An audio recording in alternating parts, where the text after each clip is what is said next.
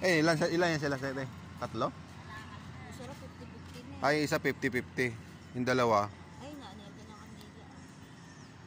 Patay? Patay ka agad? Yung dalawa? Patay. Ingat-ingat po tayo sa pagdadrive. Yung poste, no? Saka ang poste. Dito siguro mano, no? Dito sila nabangga. Diyan, dito tumama. Nabangga rin nila to, tapos napunta yung motor doon. So guys, ingat-ingat po tayo sa pagdadrive, guys, no?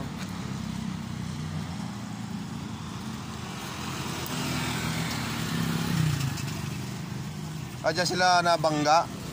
Ha? Hindi naman. Diyan sila nabangga. Galing yan sa mga patay. Galing sa mga patay. Sa sulok. Sa sulok. So guys, galing daw sila sa patay no, nakilamay sa may sulok.